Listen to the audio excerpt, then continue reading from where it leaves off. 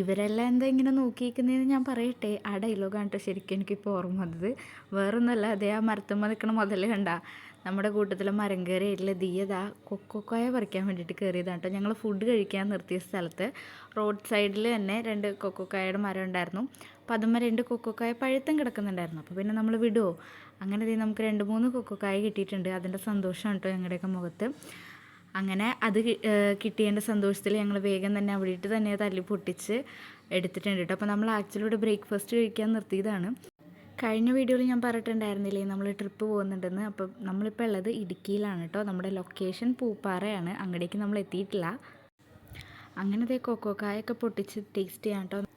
നല്ല മധുരം ഉണ്ടായിരുന്നു കേട്ടോ. ശരിക്കും നല്ല ടേസ്റ്റ് ഉണ്ടായിരുന്നു. അങ്ങനെ ഞങ്ങളെല്ലാവരും കഴിച്ച് കുറച്ച് നേരം അവിടെയൊക്കെ നിന്ന് പിന്നെ നമ്മൾ വീണ്ടും പൊയ്ക്കൊണ്ടിരിക്കുകയാണ് കേട്ടോ.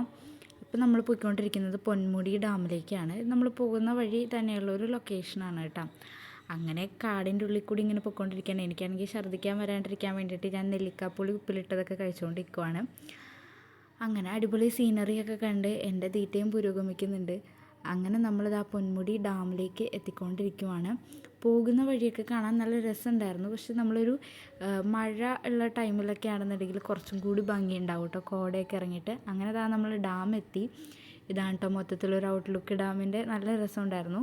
ഇവിടെ നമുക്ക് ബോട്ടിങ്ങിനൊക്കെ പോകാം, പക്ഷെ ഞങ്ങൾ പോയില്ല. ഞങ്ങൾ കുറച്ച് നേരം അവിടെ നിന്ന് ഫോട്ടോസും വീഡിയോസും ഒക്കെ എടുത്തു. ബാക്കി ഞാൻ നെക്സ്റ്റ് വീഡിയോയിൽ കാണിക്കാം കേട്ടോ. അപ്പോൾ ഓക്കെ.